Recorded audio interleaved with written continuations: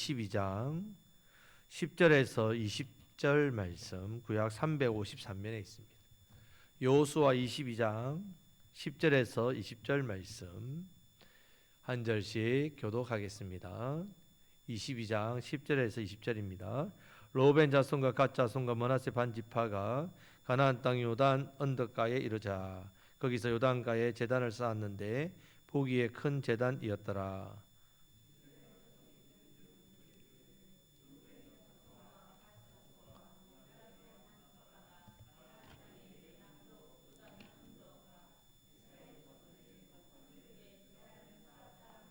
이스라엘 자손이 이를 듣자 곧 이스라엘 자손의 온 회중이 실로에 모였어 그들과 싸우려 가려 하니라.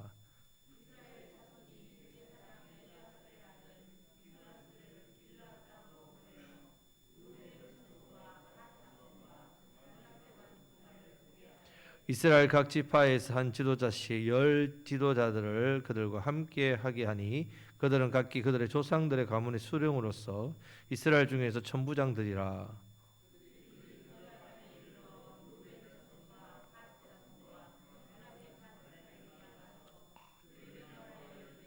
여호와의 온 회중이 말하기를 너희가 어찌하여 이스라엘 하나님께 범죄하여 오늘 여호와를 따르는 데서 돌아서서 너희를 위하여 제단을 쌓아 너희가 오늘 여호와께 거역하고자 하느냐.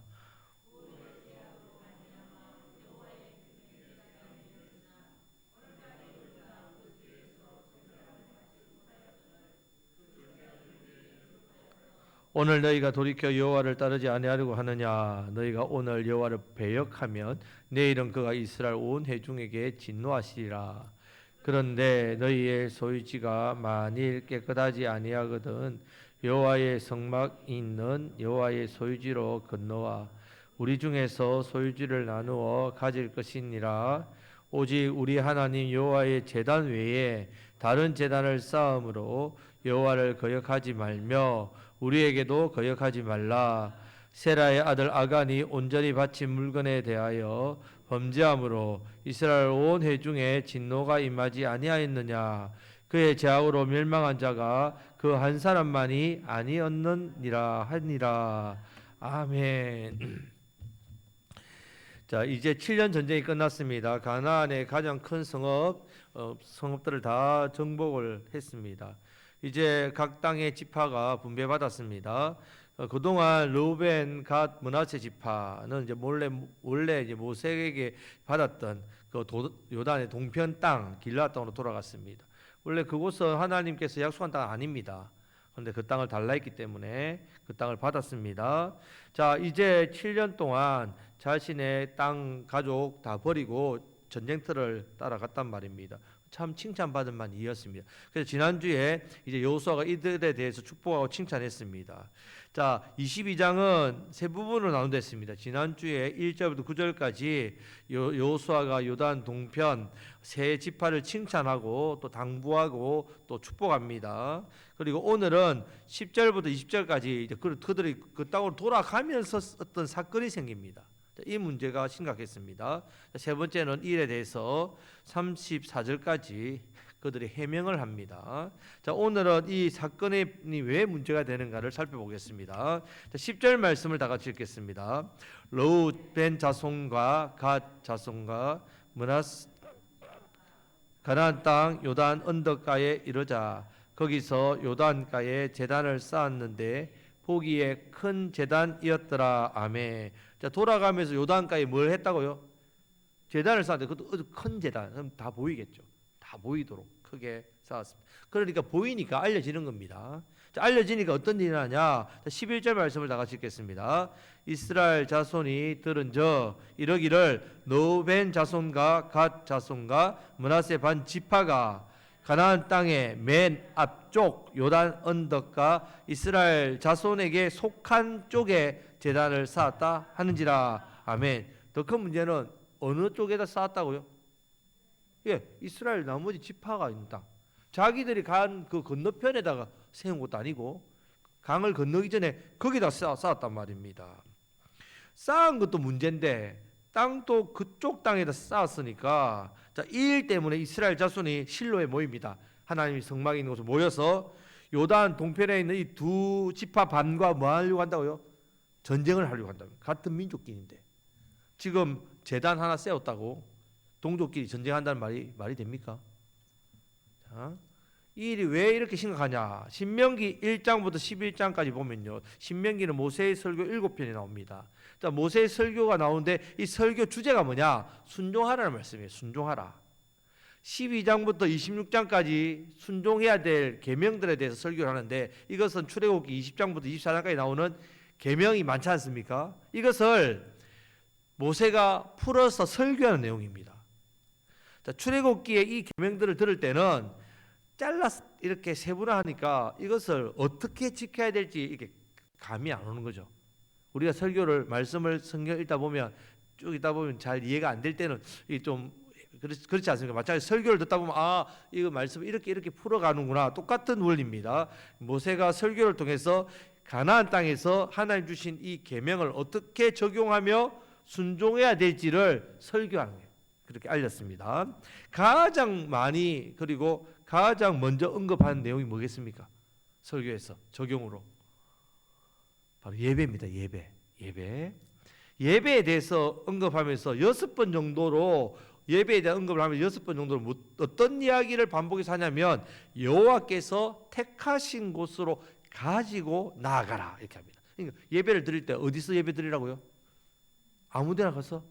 아니, 하나님 정해놓은 어디입니까? 지금 여기는 실로죠. 실로에서 모여서 예배하라는 말을 6번이나 합니다. 6번.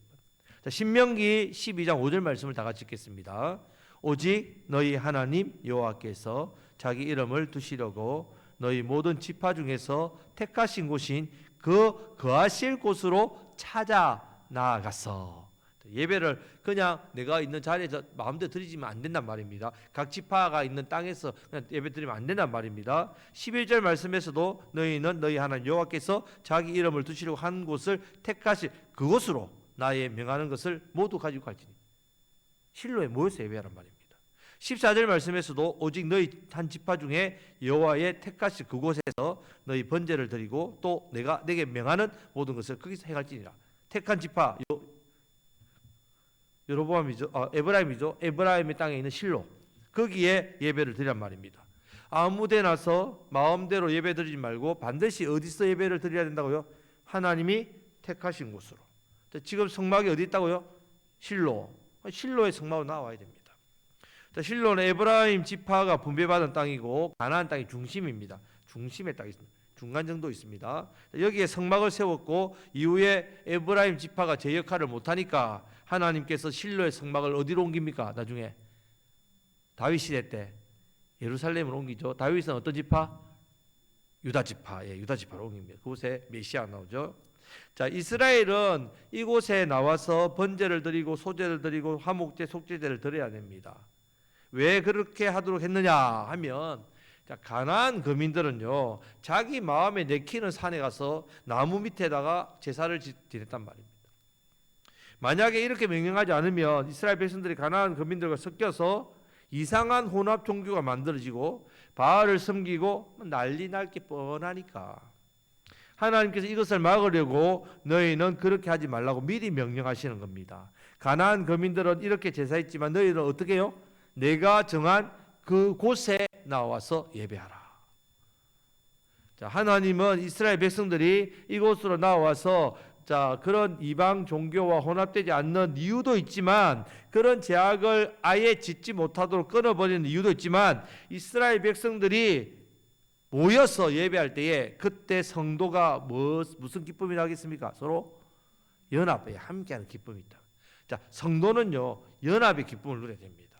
자, 우리가 여러분들이 요즘에 인터넷이나 또 가나안 성도들은 교회 안 나가서 방송이나 예배를 드리고 하잖아요. 그렇게 드리는 사람 많습니다. 하나님께서 사실은 그 기뻐하지 않습니다. 왜? 모여서 예배당, 정해진 예배당, 우리가 소속된 교회 지역에 모여서 뭐 한다고요? 예배를 드리길 기뻐합니다. 이곳이 교회 우리가 교회죠. 예배당입니다. 이 예배당에 처소를 허락하셔서 우리가 모여서 예배하도록 했다는 말입니다. 이것이 이스라엘 백성에게 주신 언약입니다. 주일에 모여서 지정된 장소에서 이렇게 예배하게 드리는 이유입니다. 모였을 때 우리는 연합, 성도의 교통, 교제, 연합의 은혜를 누립니다. 자, 요단 동편 땅 분배받은 세 지파가 이 제단을 쌓았다는 말은요, 이 언약과 말씀을 거역하는 제약이 된다. 한 곳에서 모여냈는데 지금 어떻게 됐습니까? 제단이 몇 개가 됐습니까? 2개가 되어버렸잖아요. 하나는 실로에 있고 하나는 어디 있다고요? 요단강 딱 건너가는 입구에 딱 세웠단 말이에요. 이 일은 신명기 12장 말씀을 어기는 일이 됩니다. 자, 이 일이 다른 지파에게 왜 문제됩니까? 하나님의 백성은 어떤 공동체니까? 운명의 공동체니까. 오늘 제목처럼 공동체가 아니라 뭐라고요? 유기체란 말이에요. 유기체란 말이 뭡니까? 한 몸이란 말이에요. 한 몸. 공동체가 우리 따로따로 이렇게 모임 같지만 세상은 모임 공동체는 막 공동체는 하나지만 각자지만 교회는요 한 몸입니다. 한 몸. 유기체입니다. 자, 지금 이 성도의 이 연합은 예배하는 가운데 일어나고 예배 안에서 이런 교통함이 일어나는데 한 몸인데 이 운명의 공동체는요 나만 잘한다고 되는 게 아니란 말이죠. 다 같이 잘해야 합니다. 하나님의 언약을 지키지 않으면 언약을 지키지 않는 그 당사자만 그 지파만 망하는 게 아닙니다. 다른 지파, 다른 백성도 같이 영향을 받는다면. 자, 이런 이유 때문에 12절 말씀이 나오는 겁니다. 자, 다 같이 읽겠습니다. 이스라엘 자손이 이를 듣자 곧 이스라엘 자손의 온 회중이 실로에 모여서 그들과 싸우려 가려 하니라. 전쟁을 일으킬 정도입니다. 자, 이 일에도 왜 이 말씀하냐? 2가지 예를 듭니다. 첫 번째 예는 17절 말씀입니다. 다 같이 읽겠습니다. 볼의 재앙으로 말미암아 여호와의 회중에 재앙이 내렸으나 오늘까지 우리가 그 죄에서 정결함을 받지 못하였거늘 그 재앙이 우리에게 부족하였어. 이런 말입니다. 자, 부활의 재앙이 뭐냐? 자, 부활의 재앙, 이스라엘 온 회중의 재앙이 되었단 말입니다. 이것은 민수기 25장의 바알 부활 사건입니다. 자, 발람이 발락에게 그걸 요구하죠. 저주해라. 저주 안 되는 거죠. 그러니까 어떻게 합니까? 모압 여인과 우상 음행하게 하고 우상 숭배하겠단 말입니다.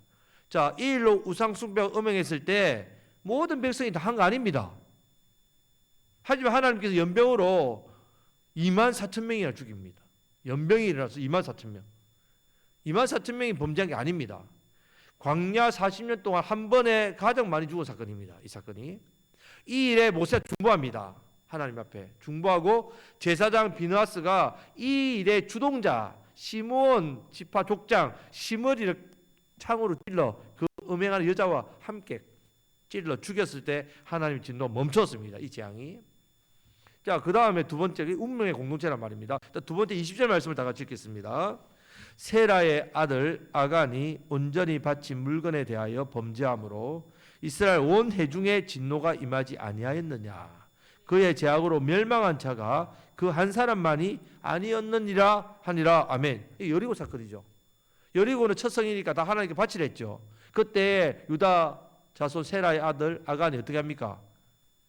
금덩이하고 은덩이하고 외투하고 어떻게 합니까? 탐나서 자기 장을 숨겼단 말이죠. 이 일로 인해서 어떤 재앙이 있습니까? 아간 거기만 벌이 내립니까? 그 다음 성 아이성이 어떻게 됩니까? 전투에서 패하지요. 이스라엘 전체 패했단 말이에요. 이것이 바로 운명의 공동체이기 때문에 진노가 전체적으로 임한다는 사실입니다. 자, 18절 말씀을 다 같이 읽겠습니다. 오늘 너희가 돌이켜 여호와를 따르지 아니하려고 하느냐. 너희가 오늘 여호와를 배역하면 내일은 그가 이스라엘 온 회중에게 진노하시니라. 아멘. 자, 오늘 너희 돌이켜 따르지 않으면 내일 되면 어떻게 된다고요? 온 이스라엘의 진노가 임한다는 말입니다. 신명기 12장 말씀을 어기면 어긴 세 지파만 망하는 게 아니라 남은 지파도 어떻게 해요? 하나님 진노가 임하기 때문에 만약에 그 세 지파만 망하면 나머지 지파가 왜 싸우러 가겠습니까? 갈 이유가 없지요. 저거들이 뭐 망하든 말든 벌 받든 말든 아무 상관이 없다는 말입니다. 모두 이스라엘 지파가 다 죽기 때문에 나머지 지파가 실로에 모여서 싸우러 가려고 한단 말이에요. 자, 신명기에서도 제일 중요시 여기는 것이 예배입니다. 예배. 창세기부터 흐름을 보면요, 아벨부터 해서 믿는 성도는 예배 중심의 삶을 사는 게 나옵니다. 출애굽기의 중심도 첫째는 십계명 말씀, 둘째는 성막 예배입니다. 레위기에서도 1장부터 7장까지 번제, 소제, 화목제, 속죄제, 속건제 예배입니다. 예배. 자, 하나님의 백성이 지켜야 할 가장 중요한 게 뭐라고요? 예배는 한 곳이라 한다. 한 곳. 자, 이 제단은 왜 한 곳의 의미를 구약에 두냐면 지금 뭐 교회 많잖아요. 자, 이런 의미로 생각하면 안 됩니다. 제단은 누구를 상징합니까? 예수님 몇 분? 오직 한 분. 자, 제단을 2개 했다는 말은 2개가 됐다는 말입니다. 자, 이런 의미입니다. 자, 오직 십자가밖에 없습니다. 오직 예수님 중심입니다. 교회가 십자가만 세웠다고 교회가 아니죠. 만약에 예수님 중심이 아닌 교회는 그 교회는 다른 교회입니다. 가면 안 된단 말이에요. 우리가 이 곡성교회에서 예배를 드리기도 하고 이사를 가서 타지에 가서 그 다른 교회를 찾을 때에 예수 중심 교회 가야죠. 딴 데 가면 안 됩니다. 자, 같은 한 제단이란 말입니다. 이 길이 아니면 우리는 절대로 제사함도 구원도 받을 수 없습니다. 진노와 심판을 피할 수 없습니다. 자, 보혈의 제약, 이 제약 진노가 끝나지 않았단 말이에요. 이 이야기를 합니다. 자, 어떤 죄든 회개하면 하나님 용서해 주시죠. 야, 우리 용서 받습니다. 용서 받지만 하나님의 보응은 받게, 하나님 보응 받습니다. 하나님의 공의가 충족되어야만 이 보응이 끝난단 말이에요. 하나님이 족하다 하셔야만 족합니다. 자, 우리가 계속적으로 습관적으로 반복해서 짓는 죄가 있어요. 이 죄에 대해서 하나님 회개하지 않습니까? 용서 받습니다. 하나님 용서해 주시죠. 근데 하나님 계속 삶에서 만집니다. 계속해서 만집니다. 언제까지요? 이 죄를 내가 뿌리 뽑을 때까지. 죄가 입에서 단내가 나가지고요. 지긋지긋하다 나도. 이 죄 때문에 하나님께서 내 삶을 계속 만지고 나를 치고 내 앞길을 막고 나를 힘들게 하는 거 이제 내가 못 견디겠습니다. 내 입에 단내가 나서 이제 도저히 안 되겠습니다. 그래서 그 죄를 찾지 않도록 하실 때까지 하나님 어떻게 하신다고요? 보응하십니다. 만지신단 말이에요. 자, 하나님의 교회도 마찬가지입니다. 성결해야 합니다. 나 한 사람이 성결한 게 너무 중요합니다. 왜냐? 교회는 공동체가 아니라 무슨 체라고요? 유기체이기 때문에.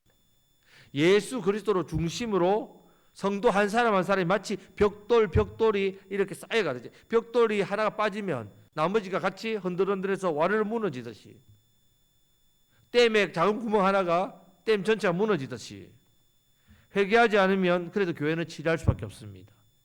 오늘 한국 교회가 교회의 치리가 사라졌습니다.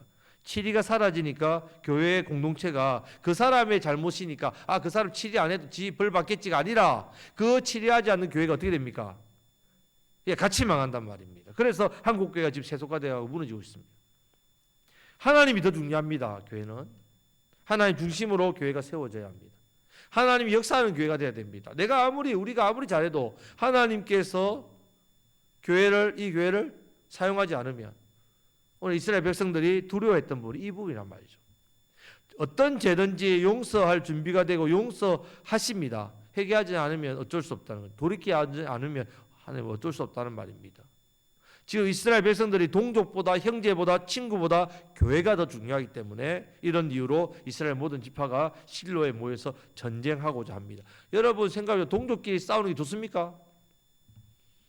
좋았어 이렇게 합니까? 뭔가 싸워서 이기면, 승리하면 땅을 더 차지합니까? 전리품을 더 챙깁니까? 왜 싸웁니까? 왜 전쟁하려고 합니까? 유기체이기 때문에. 이런 위기의 상황 속에서 이거는 이스라엘 전체가 무너질 진노받을 일이기 때문에. 그런데 여기서 잘한 게 있습니다. 싸우기 전에 개인적으로는 대제사장 비니하스를 사절단으로 보내어서 먼저 살피고, 또 각 지파 대표 함께 가서 이게 왜 이렇게 했느냐, 그 21절 말씀 이후에 이들이 해명을 합니다. 해명. 이 부분은 우리가 다음 주에 살펴보도록 하겠습니다. 자, 성도 여러분, 우리는 영가족입니다. 영가족, 영적인 가족, 영원한 가족, 영광과 고난을 함께하는 가족, 유기체란 말입니다. 교회 공동체는 세상 공동체와 다릅니다. 세상의 모임하고 다릅니다. 교회의 머리 대신 예수님 중심으로 우리는 예수님의 몸입니다. 몸, 같은 몸이라. 여러분, 손이 다치면, 아프면 손만 아픕니까? 몸에 암이 생기면 암만 요만 있습니까? 전체 다 퍼지지 않습니까? 다 이 암 때문에 다 죽지 않습니까? 똑같습니다. 우리 함께 지어가야 됩니다. 자, 옆에 계신 분에게 당신이 잘 되어야 나도 잘 됩니다.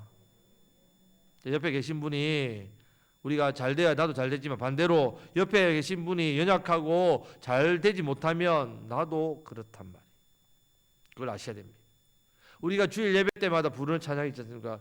예수님 안에서 고통과 즐거움을 함께 하나, 함께 지어져 갑니다. 함께 지어져 가는 공동체라. 옆에 계신 분이 우리가 다르게 환경 속에 살고 이전에는 우리 교회 오기 전에 몰랐던 분일 수도 있고 세대 차이 나고 환경 차이 나고 관계적인 부분들이나 여러 가지 상황들 다 다릅니다. 다 다르겠죠. 하지만 우리는 유기체입니다. 기억하셔야 됩니다. 유기체입니다. 이 일이 세상의 소망이 되고 희망이 된다. 우리가 함께 지어져 가고 고통과 즐거움을 함께 나누고 잘 되는 게 함께 잘 되고 고통과 슬픔과 아픔이 함께 누러지고 이 일이 세상의 소망이 되고 이 세상의 소망이 영혼을 살리는 역사로 나타납니다. 함께 영혼을 살리는 우리가 복된 사명을 더욱더 잘 감당하시기를 주님의 이름으로 축복합니다. 아멘. 이제 말씀부터 기도할 때 우리 교회를 위해 기도하겠습니다. 우리